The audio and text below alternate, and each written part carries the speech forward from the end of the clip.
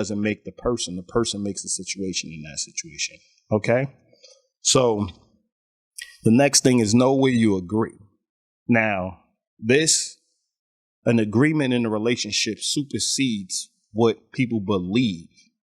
And what I mean by that is you believe one thing as an independent individual, but once you join a relationship and y'all make agreements to honor a different portion or honor things in life, you offset the individual goals or the individual beliefs and join the group to uplift the group's beliefs or uplift the group standards or uplift the relationship over the individual. And that's why we join relationships, because as individuals, we have a clear understanding of who we are. We have a clear understanding of what we want. We have a clear understanding of what we need. And now we're ready to share that with other people. And when we're ready to share that with other people, first thing you have to do to be in an accountable relationship is come to agreements that's going to allow the relationship to flourish. Without a strong agreement and without strong agreements within the relationships, you can't hold people accountable. And you can't take account of your relationship, because without the structure and without the organization, everything is just in the moment and everything is just going with the flow. You need something the fact that the individual is going to feel restricted within the relationship. That's why we have agreements together.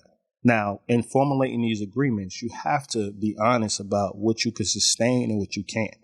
Don't get caught up in the early butterflies or the early connection of the relationship. Look at a relationship every time you introduce or meet somebody and you really come in contact with somebody, and they can possibly be somebody you look at long term. You need to address it in a long term way. Caring about who a person is and caring about a relationship and building relationships is all about making long-term plans, making long-term agreements that you can honor, not just in the moment, but for a lifetime, and that are going to govern your relationship. So what would be examples of having long-term agreements? A long-term agreement, you come in, you say, as humans, we make mistakes, but one thing we are going to do is make sure that we communicate when we do anything that acts against the relationship. We don't wait. We don't let it fester. We step up. We walk up to somebody and we communicate. Now, when you sit down across from somebody and y'all have that agreement, that's the agreement in place. What happens after that and how you address a discussion after that can also be an agreement. The number one thing you need to honor, no matter what, is not sitting in the room wondering what you're going to do. The agreement already dictated what you should do anytime you made a mistake or acted against the relationship. You should address the issue. You should have the discussion, because in the agreement, we said we will be open and honest and we will be straightforward about any acts against the relationship. When share your joys, make sure that you wake up every day and you share your joys. So we might have a agreement to make sure we in contact every day. Make sure we text every morning. Alisa, good morning. How you doing? Maybe a question to get a discussion started in the morning. We don't live in the same house. We don't live in the same place. We don't live in the same state. Let's say that's the case. We decide we're going to now have a text thread that's going to allow us to keep in touch every single day. Now, it's easy to just say when you miss a day to justify it and say, well, the day got away from me. It is what it is. Don't be so rigid. Don't be so rule regimented. Or we can be accountable and say, I missed that day.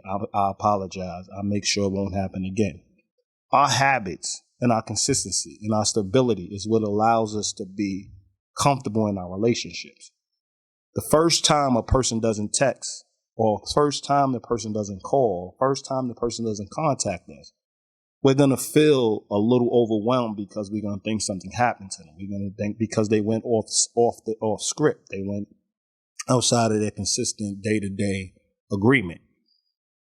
When you have that agreement, you have to make sure that you're consistent and make it a priority. Now, prioritizing your relationships is what the agreement is all about. The agreement is to assure that you prioritize your relationship. The agreement is to allow a person to see how a person believes love is transferred from one person to the next. So I might I do like a good conversation, getting to know a person, having a clear understanding. Another person might like a gift, or another person might like, to go out. And we're going to have that agreement. So in the case of me, let's say I'm a person that wants to sit down and have dialogue and really get to know a person. And every day I want to, have a dialogue. So I'll probably be one of the people that want to text a question a day and have the dialogue throughout the day, because we all get busy. We all have a lot on our plate. So if there's a question there that needs to be answered, we'll answer the question, ask a follow-up question, and then we can just have a thread of where we're having a discussion as we're going through our day. That's the benefit and the bonus of texting. I have a person like that. They agree to that. We have that dialogue. This person likes to go out. Now I'm with this person that likes to go out. So we promise every Thursday and every Sunday we go out. We make sure that we're consistently going out. Whether it's a friend, whether it's a partner, we agree to that. So going into any relationship or meeting anybody new or even living the day to day, we know Sundays and Thursdays is off limits. You know that you have an obligation or to prioritize somebody based on your agreement. It's not irrational. It's not difficult. It's something that allows that relationship to flourish. As an individual, you can go out with whoever you want, be around whoever you want, do what you want. But when you would decide to commit to a relationship and then honor agreements within that relationship, now you're accountable or you're responsible for somebody else. So therefore you have to honor the agreements in place. And I don't really want to use the word have to, because, when we look at have to, it becomes a must. No, you should want to, because it does bring this person joy. It does allow this person to say, this person loves me and prioritizes me. So without the agreement, how could you be accountable in your relationships? How could you take account of your relationships without having a clear understanding of what the person stands for, what you stand for, and what the relationship means to one another, and how you're going to structure the relationship where y'all make sure y'all make time for one another? Prioritizing each other is a big part of accountable relationship, and it's a big part of having agreements. So you have to know how you agree, and you have to know what you agree with. You have to formulate agreements to actually allow a relationship to flourish. That's having an accountable relationship.